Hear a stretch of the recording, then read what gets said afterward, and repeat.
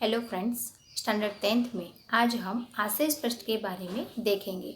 Chapter number 16 में दो आशय स्पष्ट दिए गए हैं एक्सरसाइज में, जिसमें आप लोग ज़्यादातर क्या गलती करते हैं। तो जब भी कोई सेंटेंस दिया जाता है तो आप कंफ्यूज हो जाते हैं कि इस सेंटेंस का मैं क्या अर्थ निकालूं या तो फिर मैं क्या लिखूं तो मुझे 3 मार्क्स मिलेंगे। जो ज़्यादातर नहीं समझते हैं उनकी बात कर रही हूँ।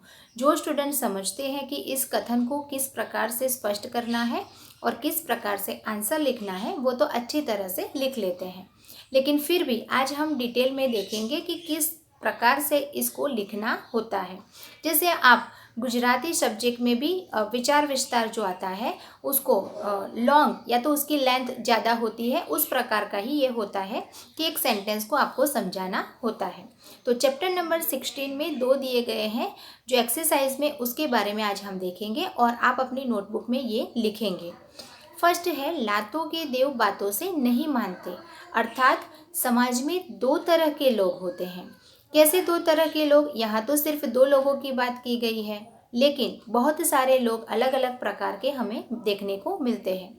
समाज में जाते हैं तो हमें कई लोगों से मिलना जुलना होता है, अलग अलग प्रकार की बातें होती है और बातों के आधार पर, उनके व्यवहार के आधार पर हम तय करते हैं कि वो किस प्रकार के इंसान है। तो कुछ लोग प्रेम से कहने पर कोई काम करते हैं तो कुछ लोग लाख समझाने पर भी वह काम नहीं करते। अर्थात कि दो विरुद्ध प्रकृति वाले व्यक्ति हैं।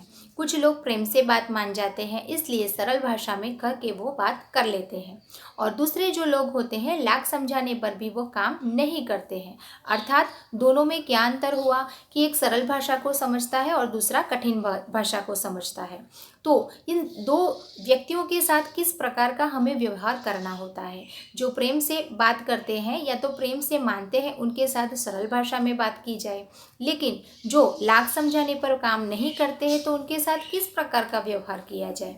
जैसे स्टूडेंट करते हैं कि सरल भाषा में मान जाते हैं, वो अच्छी तरह से अपना होमवर्क कर लेते हैं, अपनी नोटबुक कंप्लीट कर लेते हैं, लेकिन कई स्टूडेंट ऐसे होते हैं जो बार बार मारने पीटने पर, उनके पेरेंट्स को बताने पर भी वो काम नहीं करते हैं।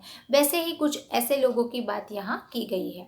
जस्ट मैंने स्टूडेंट का एग्जाम्पल दिया है जो आपको डिटेल में समझ में आए इसलिए।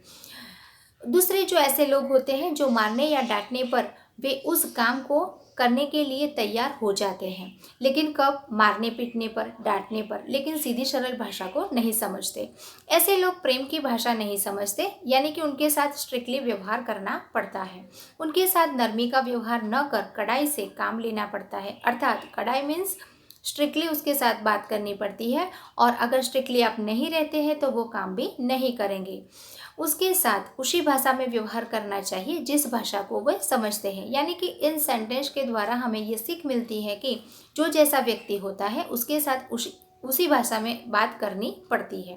तो हमें जब भी एग्ज़ाम में जो कोई सेंटेंस पूछा जाता है तो इस तरह से आप पूरे अर्थ को समझ लीजिए और अपनी भाषा में उसे लिख सकते हैं, क्योंकि ये 3 मार्क्स के लिए पूछा जाता है।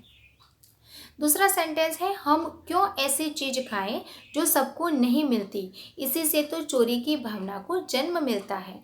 यानी कि इस चैप्टर में पूरी बात यही बताई गई है कि जो गरीब व्यक्ति होते हैं, उनके बच्चे होते हैं, उनको हर कोई चीज़ नहीं मिलती, और हर कोई चीज़ नहीं मिलती है इसलिए शायद वो चीज़ को खाने के लिए तड़पते हैं, और इसीलिए जब भी कोई चीज़ उन्हें मिलती है तब वो चोरी की भावना रखते हैं। यानी कि जन्म होता है, मीन्स कि उनके माइंड के अंदर ऐसा भाव उत्पन्न होता है कि हम चोरी करके वो चीज़ को खा लें।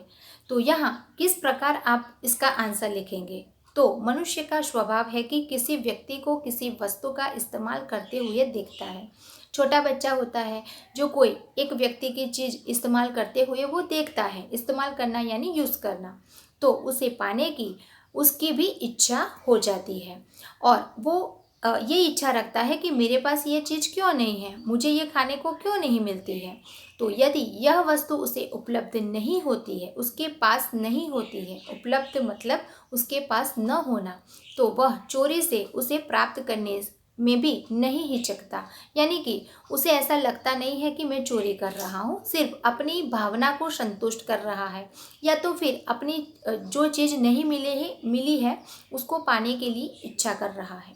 इसीलिए जब तक सब चीज़ें सबको नहीं मिलती, चोरी बंद नहीं हो सकती। यानी कि समाज में हम देखते हैं कि बहुत सारे लोग चोरी करते हैं, तो उनके कई कारण होते हैं, कई रीज़न होते हैं। कई व्यक्ति ऐसे होते हैं कि उनकी जो चीज़ें हैं घर में इस्तेमाल करने के लिए नहीं होती है, या तो फिर उनके पास नहीं होती है, या तो फिर अपना घर चलाने के लिए भी वो चोरी कर लेते हैं। यानी कि जब तक समाज में ये सारी चीज़ें रहेगी तब तक चोरी बंद नहीं हो सकती, हम उस पर पाबंदी नहीं लगा सकते।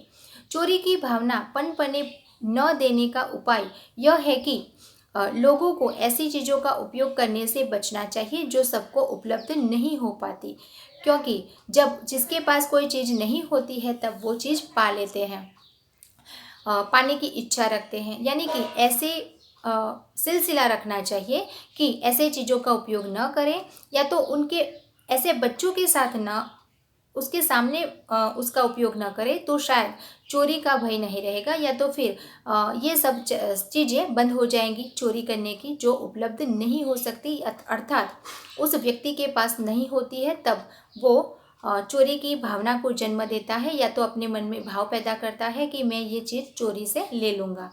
अगर उनके सामने ये इस्तेमाल न किया जाए तो शायद वो चोरी नहीं करेगा। तो आप दोनों सेंटेंस इस प्रकार से आशेष प्रश्न में पूछा जाए तो लिख सकते हैं, क्योंकि ये 3 मार्क्स का है, और आप अपनी नोटबुक में ये लिख लीजिए। Okay, thank you.